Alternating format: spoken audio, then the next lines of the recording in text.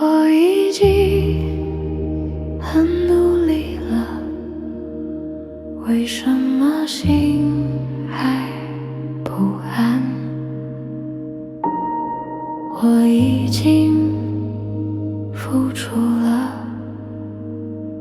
为什么还在计算？我只是想要确定自己不是白忙一场，可也想抓紧世界越动荡。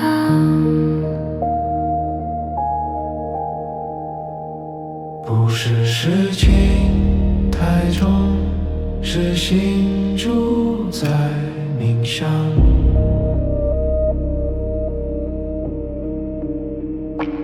你把流动的音源当成永恒的依靠，当你心声却住在我身上。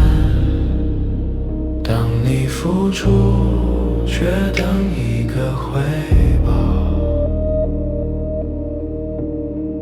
为什么心动会变成负担？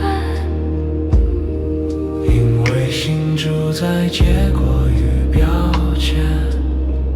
为什么慈悲反而让人疲惫？因为你还在其中定位自己是谁？此时苦，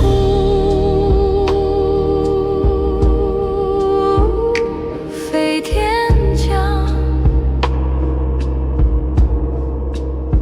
非命运，是心有所住，变成志趣。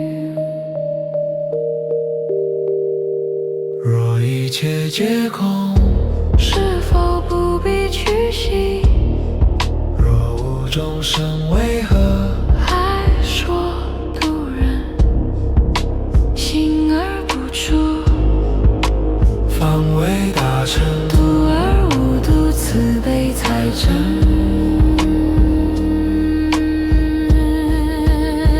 此时苦，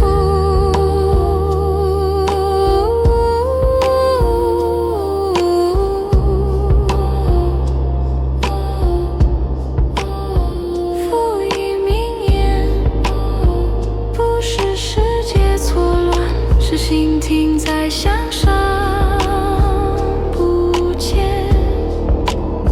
此时苦，已是出口，当心不住，自在些。